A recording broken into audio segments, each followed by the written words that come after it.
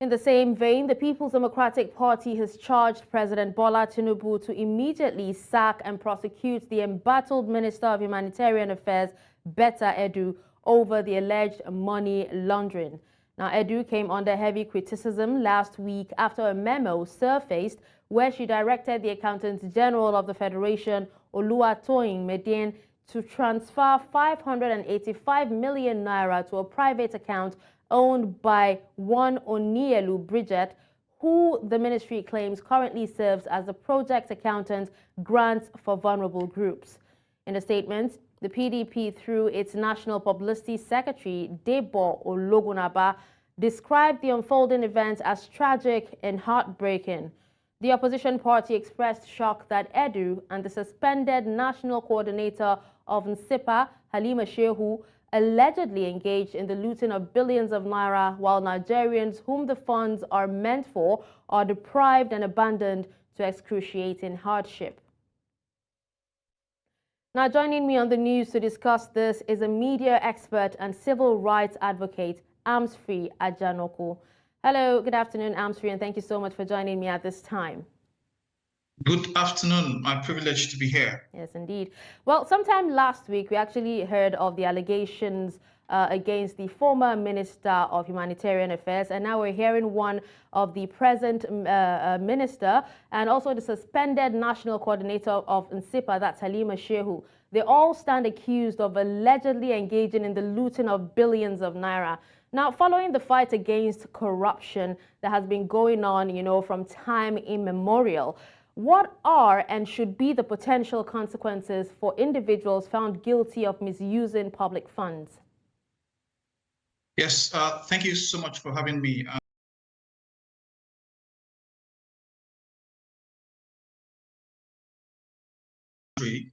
That made it clear that the minister should face the consequences of our action, and that it is a good development that the president has ordered an investigation into what has transpired in the Ministry of Humanitarian Affairs.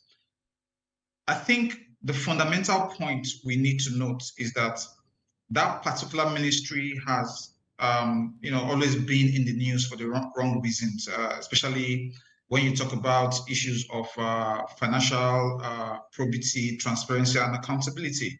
And so I believe strongly that part of the consequences of this development in the ministry should be a thorough re-examination of the processes for financial inflows and outflows out of that ministry. Because if a particular ministry has shown this level of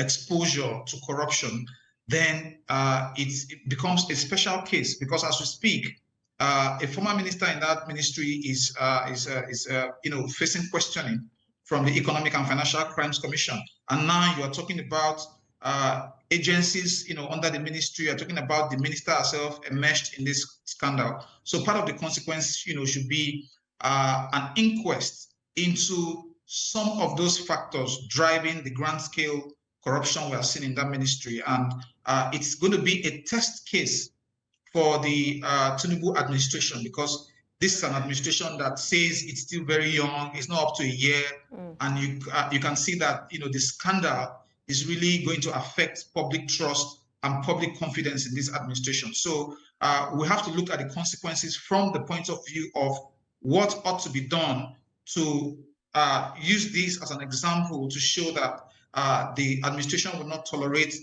any form or any shade of corruption. There's also the consequence from the point of view of how should the financial architecture of a ministry like this be re-examined going forward.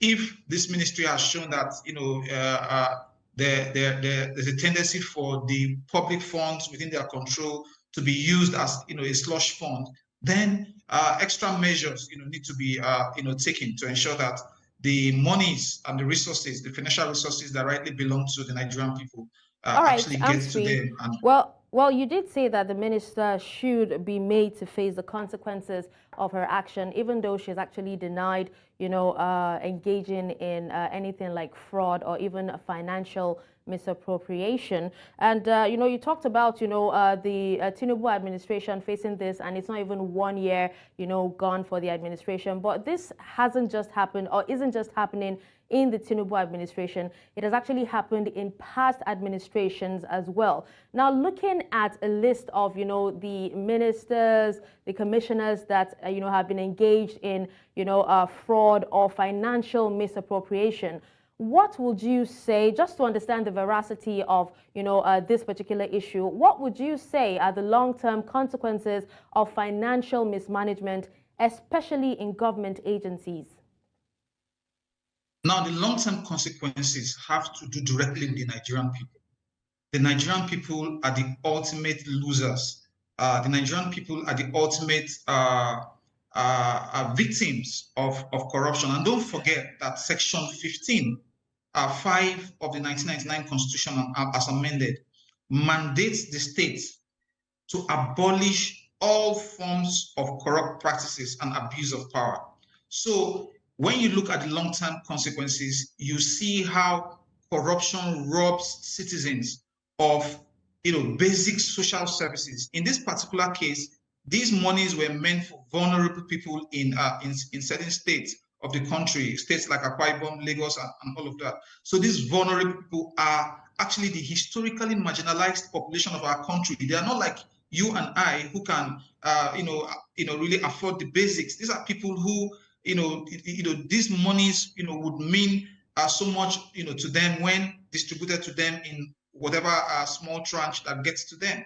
And so for a ministry to get immersed in this kind of scandal, it does not speak well of an administration that says it wants to deliver for the people of Nigeria. So because we have to benchmark what the administration says and also the optics of what is actually coming out of the administration. That is one point. In terms of the long-term consequences also, we have to look at it from the developmental objectives of the state. And with this regard, I would refer you to the Sustainable Development Goals, which are critical goals that speak, to the well-being of the citizens. So if the money is meant to achieve things like no poverty, zero hunger, even things like gender equality, the monies are dissipated away in the way we are seeing, exposed to corruption and exposed to all forms of financial malfeasance, then the people ultimately will lose. And this is why, as civil rights activists and development advocates, we keep saying that we must block every loophole, we must block every conduit through which money is meant for the Nigerian people disappear, and the people are left empty-handed. All right, Armsfere, while you're actually on that, I wonder whatever happened to the whistleblower policy. I remember it used to be a huge success back then, especially when it came to uncovering financial misconduct. Now, you talked about the money being for vulnerable people and everything, and a lot of people seem to think that the citizens themselves should be involved in uncovering any type of, financial misappropriation. So how can citizens be more involved, especially in monitoring the use of public funds? Yes, so I think it's a very, very interesting and very insightful question you've raised around the question of the whistleblowing, the whistleblower policy. And, it's true, you said there was a time that the whistleblower policy was very much in vogue.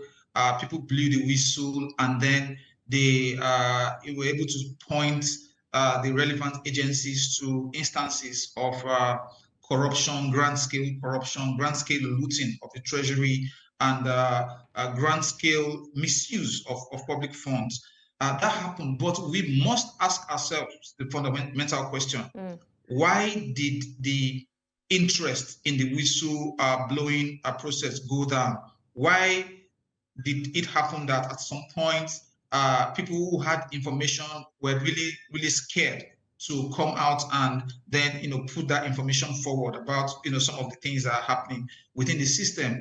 The answer is simple. The incentive for the whistleblower in terms of whistleblower protection was not really taken seriously by the government. And, the whistleblower policy was left more at the level of policy. We have continued to advocate and push for, a law that would actually ensure that whistleblowers are protected and, ensure that when they do come forward with information to the relevant agencies, they are protected, they are not harassed. Because we have seen cases of whistleblowers who have, faced harassment because they blew the whistle on, corrupt people. So that can explain why because most of the whistleblowers are within the system. And so if they blow the whistle and then they are not protected within that same system, maybe in the end they end up losing their jobs, or they end up being harassed and pushed out of the system. Then there's no incentive, and there will be no interest for whistleblowers to come forward and do the needful. Armsfere, that's actually quite an interesting take. And when you talk about 585 million naira, that's quite a lot of money. And with that, Nigerians have actually asked for the sack and also the prosecution of Betta Edu, that's the Minister of Humanitarian Affairs. Now, do you think if, she's found guilty, they even asked for her sack before the investigation, just to make sure that it's clear and there are no, loopholes or no gaps, here and there. But will this demonstrate the government's commitment to transparency and accountability if, the minister is sacked and also prosecuted? Yes, so if the minister faces justice, goes through the process, goes through the investigation, and she's found culpable, then definitely the law should take its course. That's why you've had all the voices, anti-corruption crusaders saying that has to be the case. But beyond that, we must not think about anti-corruption in an episodic way.